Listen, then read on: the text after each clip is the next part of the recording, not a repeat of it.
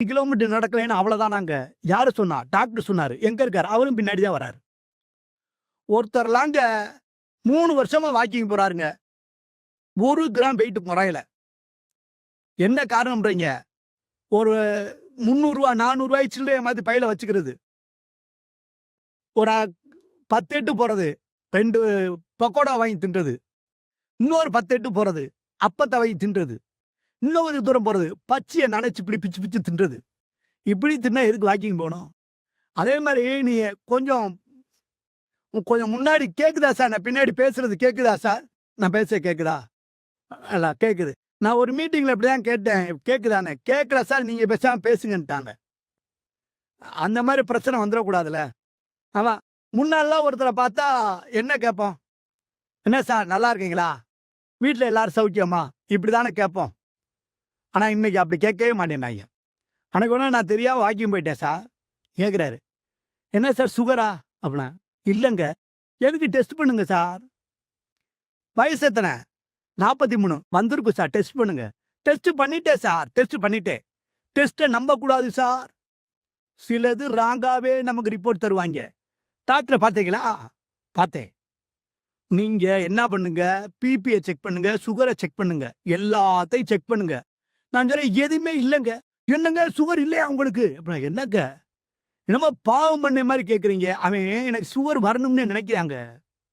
சில பேரு நான் இந்த மதுரை ஸ்லாங்ல பேசுறதுனால அவன் வேணும் பேசுறேன், நீ யாரும் தப்பா நினைச்சுக்காங்க. நான் வேணா அடுத்து அத டங்க சரி பண்ணிக்கிறேன்.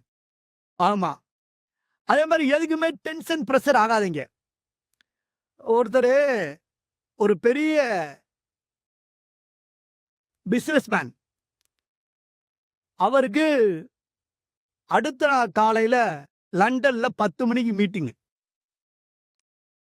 மீட்டிங் வச்சிருக்காங்க. இவர் என்ன பண்றாரு? 3 மணிக்கெல்லாம் அலாரம் வச்சு டிரைவரை 3 மணிக்கெல்லாம் வர சொல்லி, நம்ம லண்டன் போகணும், முக்கியமான மீட்டிங்கு, அதனால 3 மணிக்கு வந்துருன்றாரு.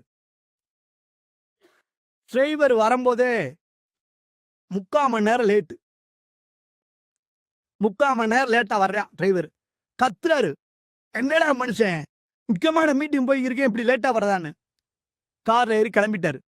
ஒரு வழியா கார் போய்க்கிட்டே இருக்கு. ஏர்போர்ட்டுக்கு 5 கிலோமீட்டருக்கு முன்னாடி டயர் பஞ்சர். டென்ஷன் உச்சிக்க போயிட்டாரு. ஏண்டா டயர்ல ஏர் செக் பண்ண மாட்டேன் அன்னைக்கு, எங்க போனாலும் இப்படித்தானா அப்படின்ட்டாரு. டென்ஷன் ஆயிட்டாரு. அப்பைன்னு பார்த்தா ஒரு ஃப்ரெண்டு கார்ல வந்தாரு.